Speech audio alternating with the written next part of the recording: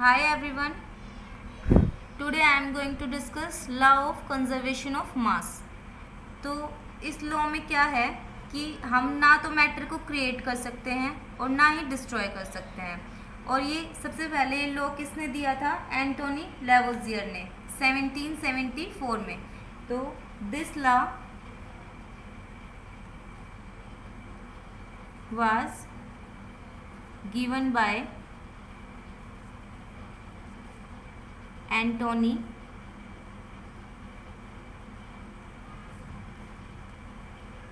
Lavoisier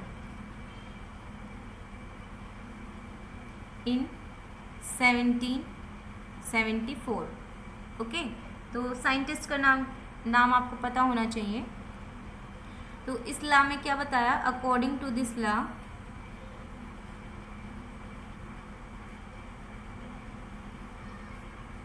matter can neither be created nor be destroyed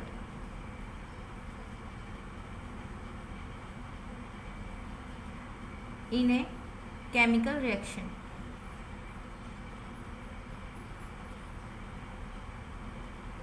अब जब matter हम उसको डिस्ट्रॉय भी नहीं कर रहे, बना भी नहीं रहे, तो इसका मतलब कुछ चेंजेस ही नहीं आए।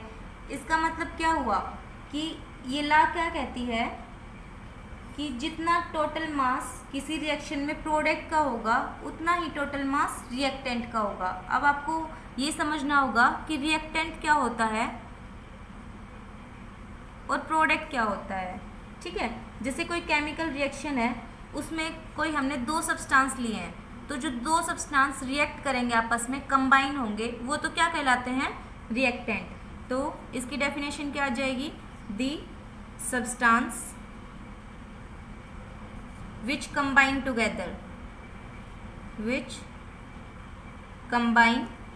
टुगेदर, या फिर हम इसको लिख सकते हैं रिएक्ट टुगेदर और react in A chemical reaction, उसको हम क्या बोलेंगे? रिएक्टेंट। ओके, और प्रोडक्ट क्या हो जाएगा? The new substance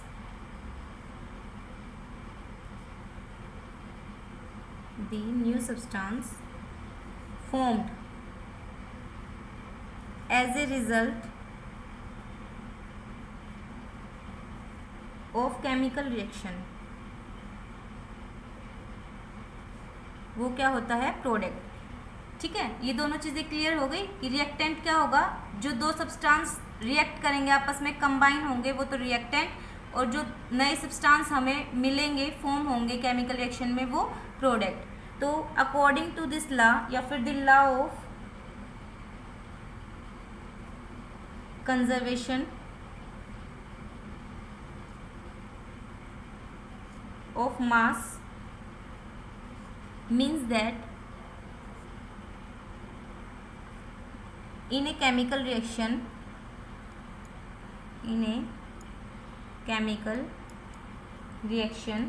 the total mass of products is equal to the total mass of reactants। Okay, इससे क्या समझे आप कि जितना मास किसी केमिकल रिएक्शन में रिएक्टेंट का होगा उतना ही मास प्रोडक्ट का होगा। इसका मतलब हमने मान लो कि 100% कुछ लिया, 100 ग्राम कुछ लिया है, तो हमें प्रोडक्ट भी कितना मिलेगा? 100 ग्राम ही मिलेगा, सेम मास में। जैसे फॉर एग्जांपल, मतलब इसमें ना तो कोई भी चेंज नहीं होता मास का, तो हम लिख सकते हैं इसका कि there is no change in mass during a chemical reaction.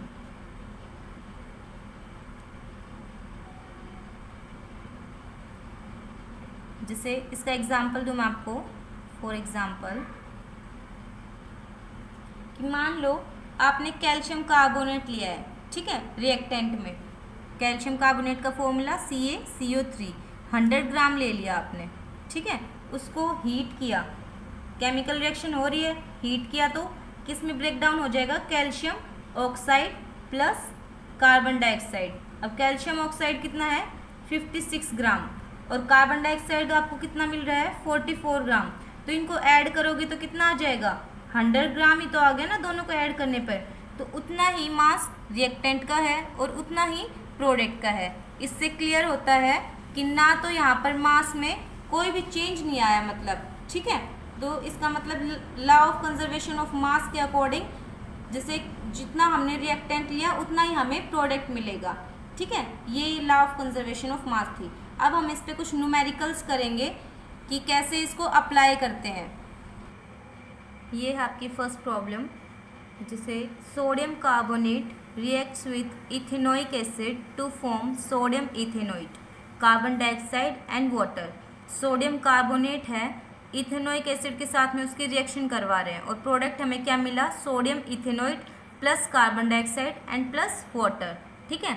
इस एक्सपेरिमेंट में 5.3 ग्राम सोडियम कार्बोनेट 6 ग्राम इथेनोइक एसिड के साथ में रिएक्शन करता है और प्रोडक्ट में 8.2 ग्राम सोडियम इथेनोइट और 2.2 gram carbon dioxide and 0.9 gram of water मिलता है हमें, ठीक है। हमें ये बताना है कि law of conservation of mass follow करता है या नहीं करता। अब आपको पता है according to law of conservation of mass कि मास ऑफ रिएक्टेंट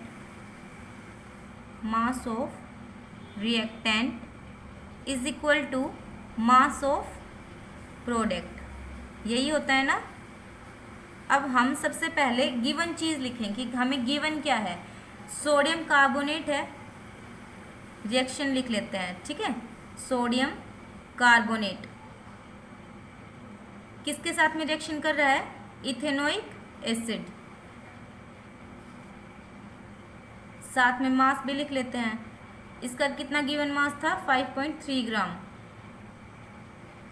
इसका 6 ग्राम, ठीक है। और हमें प्रोडक्ट क्या मिल गया, सोडियम इथेनोइट कितना ग्राम 8.2 ग्राम प्लस, यहाँ नीचे लिख रही हूँ वैसे ही सीरीज में लिखेंगे, ठीक है, कार्बन डाइऑक्साइड प्लस वाटर। ये कितना दे रखा है, कार्बन डाइऑक्साइड तो 2.2 ग्राम और वाटर 0.9 ग्राम, ठीक है। ये हमारे क्या हैं, रिएक्टेंट।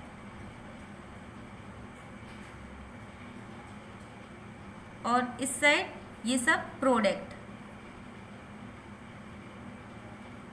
तो अगर हम मास ऑफ रिएक्टेंट निकालें, मास ऑफ रिएक्टेंट